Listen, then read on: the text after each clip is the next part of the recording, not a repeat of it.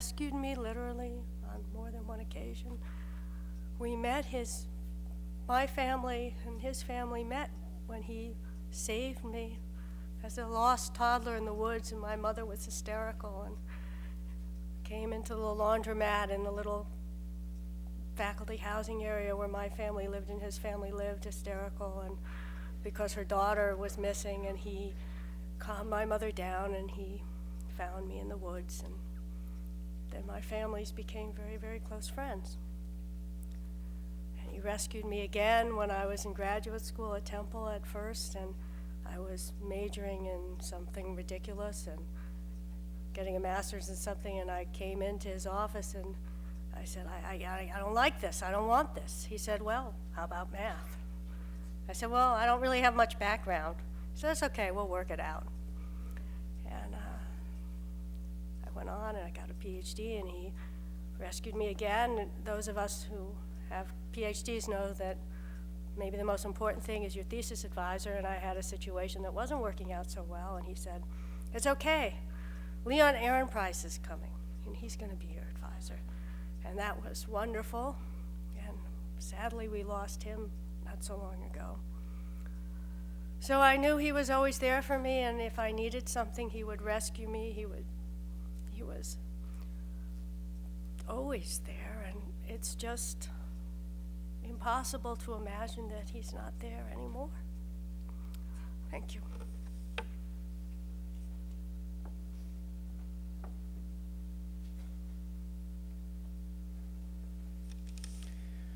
This time I'd like to ask Michael if he will share some words.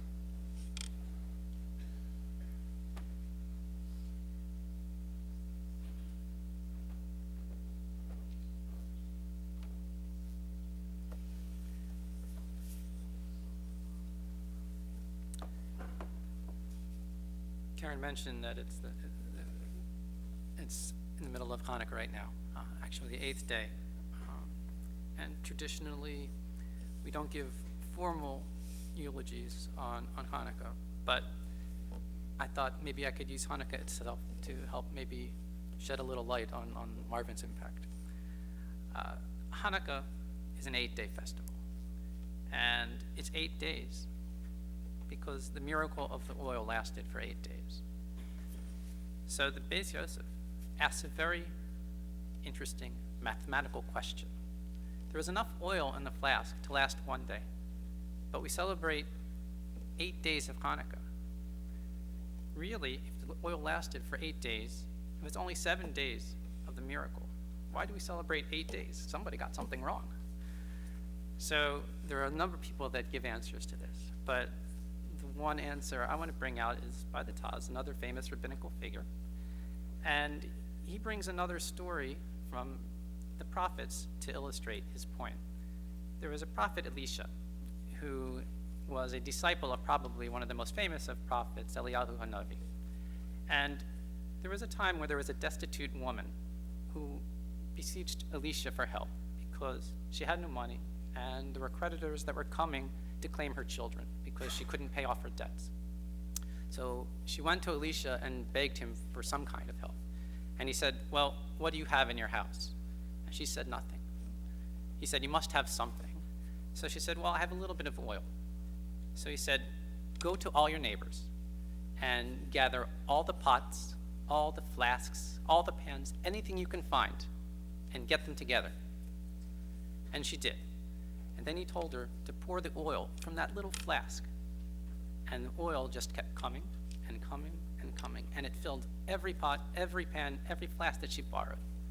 And she was able to take that oil and sell it and pay off her debts and live on that for the rest of her life. So Elisha was this great prophet. He performed this great miracle of all this oil and assembling it together. Why did he need to ask this woman if she had oil already? He could have just created everything. So the answer that the Taz gives is that a great miracle still has to be rooted in something. There has to be some base. So just like in Hanukkah, where there was initial oil that burned off, there was still a little bit left that first night. It could then go on to burn for another 7 days and 8 days in total. So that miracle was 8 days, and we celebrate Hanukkah for 8 days. So to this oil that this poor woman had could fill the other flasks. And we can use this to illustrate too, just like this oil filled everything. Marvin filled everyone's life as well. He filled it with light, he filled it with knowledge, he filled it with love, but also with humor, and also with song, and in his own style. And we've all lost someone very special, a huge presence, and we're all going to miss him.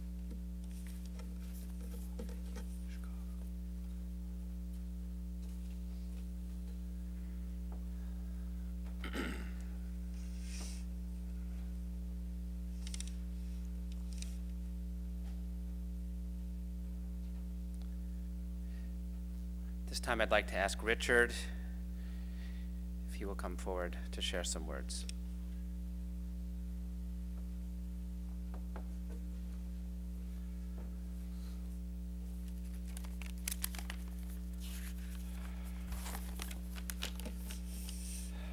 I've known Marvin for most of my life. Marvin met my mom and they started dating in 1982 when I was just 7 years old. And has already been said that at that time my mom had 5 kids between the ages of 6 and 13. Not quite the ideal situation to start a new relationship. But as difficult as the situation was, for Marvin and for the children, Marvin easily won everyone over. The weekly trips to Hillary's for strawberry milkshakes didn't hurt either. But it clearly wasn't the early bribes that won me over. Marvin was the most honest, genuine, fun-loving, and generous person that I've ever known. But yet he was still extremely humble. No matter what question or issue I ever had, I could go to Marvin, and he would have an answer for me. It usually wasn't the right one, but we would always work towards getting the right answer, and we would get there. Not only did Marvin have all the previous wonderful qualities that I just mentioned, but he was the smartest person I've ever known, and he was always the smartest person in the room, no matter who we were with. I remember one time we were at Duke at Karen's graduation, and we were at a bar just playing Quizzo, and we won every time, of course, because Marvin had every answer. But the person next to us at the table, I think was starting to get upset that they weren't winning, and it was either Ted Koppel or Peter Jennings or Dan Rather, one of those anchormen, I don't know who it was, but they had to settle for second place.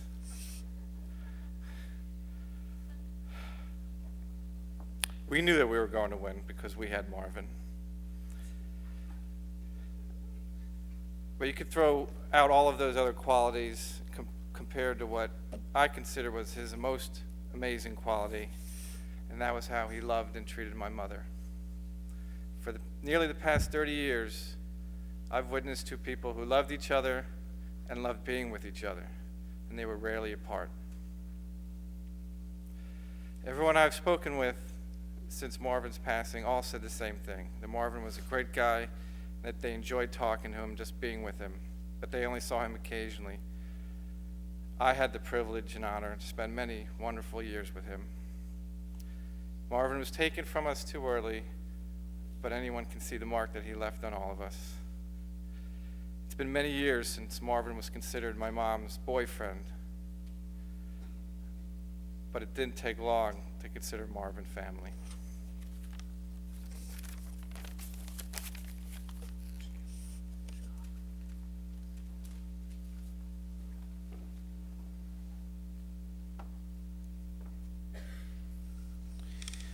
This time I'd like to ask another colleague and friend of Marvin's, Wlad Pribitkin, if he can come and share some words with us at this time.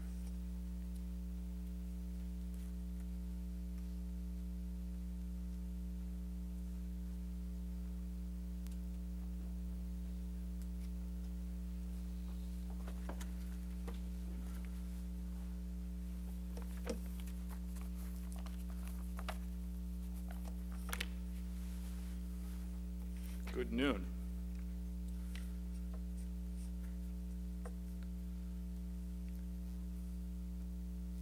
We slip into life and do this and that. And if we're lucky, we meet good people. Almost 22 years ago, I was walking down the hallway in the math department at Temple University, just down the road. And almost by accident, I fell into the office of Dr. Knopp.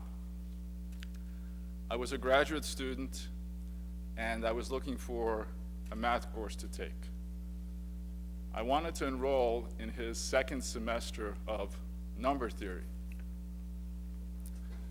He gave me a very hard time. He said, "But you haven't taken my first semester course of number theory." Absolutely. Without question, you cannot take the second semester. I thought, okay, and was about to leave. And he said to me, "Just what is your name anyway?" I said, "It's Vladimir Pribitkin." "Oh, well then, you absolutely cannot take the second semester course in number theory. It would be too easy for you."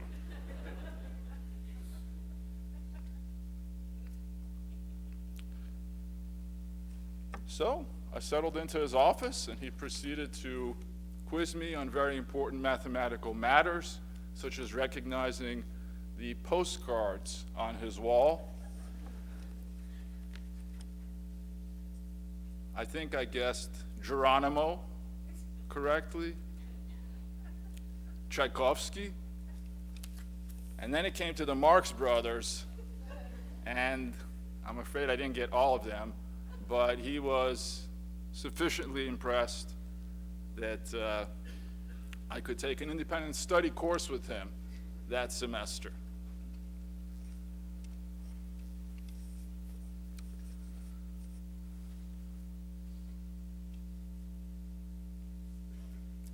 "10 days ago, I had my final conversation with Marvin. He called me, and I just barely picked up the phone in time. He was so happy. We chatted for well over an hour. He did most of the talking, which is not unusual, but I was very happy to listen.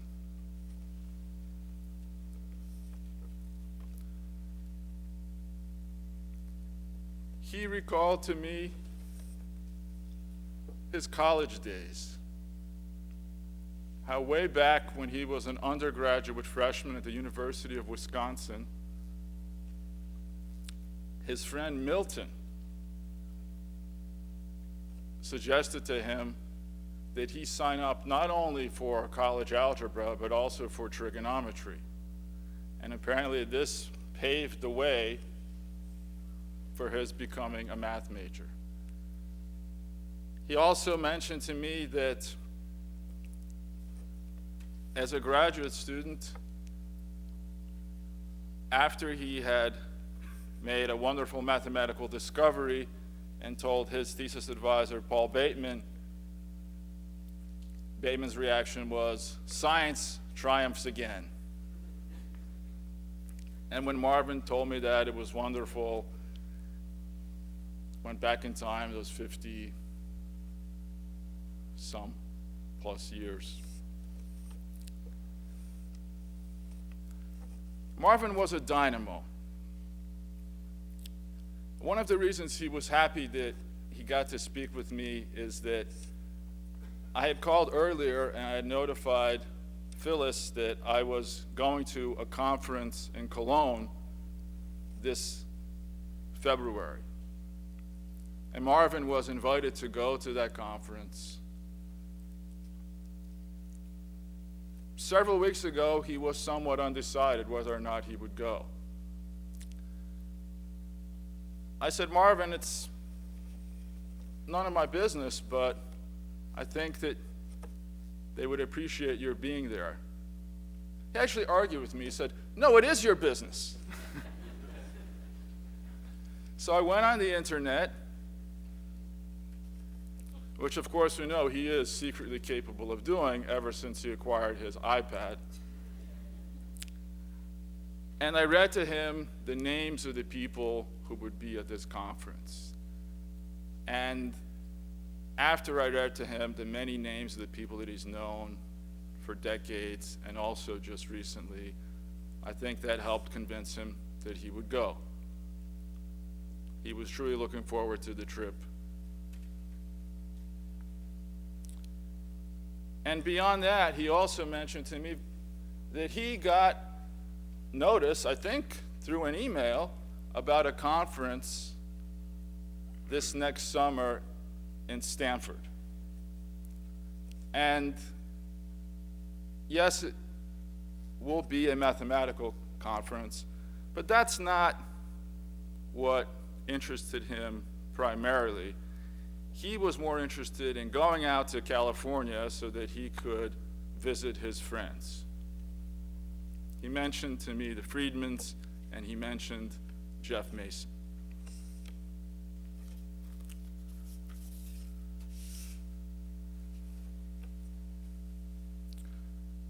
What happened in between these two events? I met him 22 years ago in the conversation of 2 Sundays ago. Everything and not enough.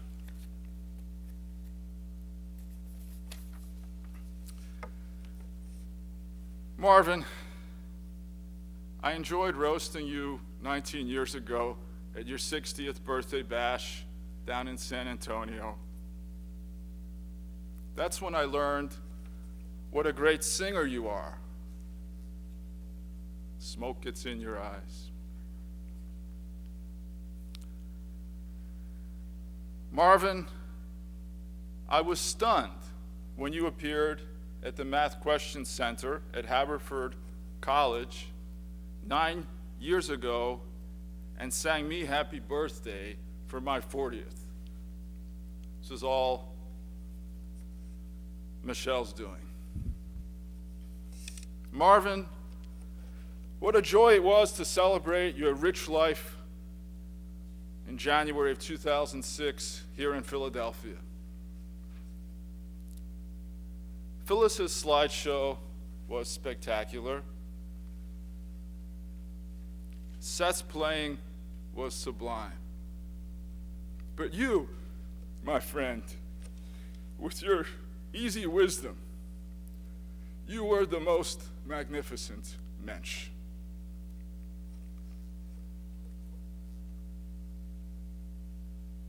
Marvin, you once told me that God made you clumsy.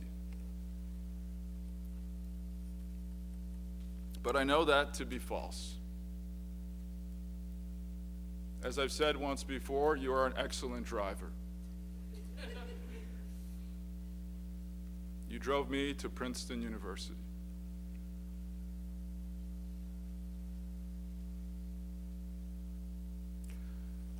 Also, later that year in 2006, I saw Phyllis and you do a spirited dance at my wedding.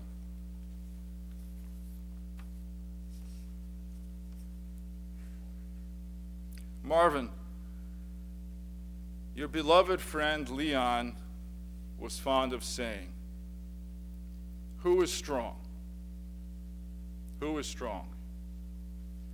He who makes his enemy into his friend."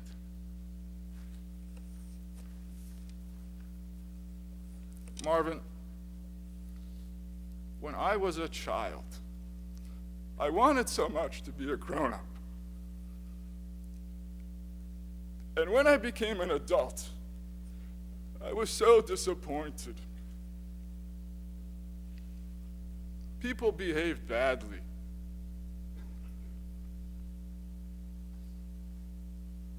And then I met you, and it made up for everybody and everything.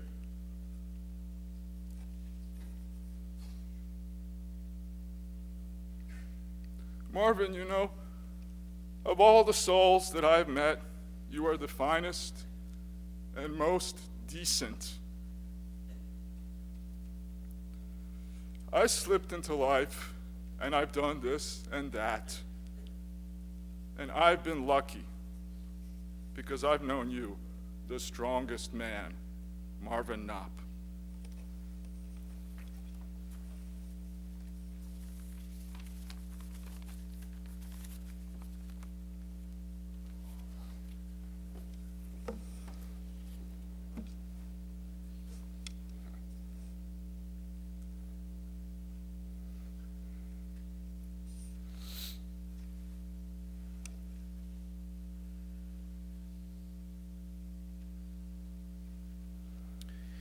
This time I'd like to ask Robert to come forward, share some words.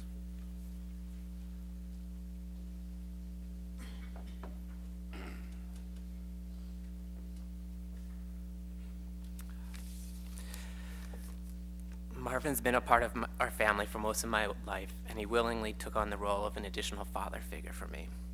He was there to help me walk to school and carry my saxophone in elementary school, always pick us up from Hebrew school, for our milkshakes in the summers, for all my sporting events, for all of our school band performances, which was probably particularly tough for him, given that he actually liked good music. When I reflect upon Marvin, I think of his obvious intelligence. In every field that we had questions, not only math, but more importantly, in his kindness, generosity, humor, selflessness, and his ability to put others at ease. My wife, Susanna, has always marveled at what an accepted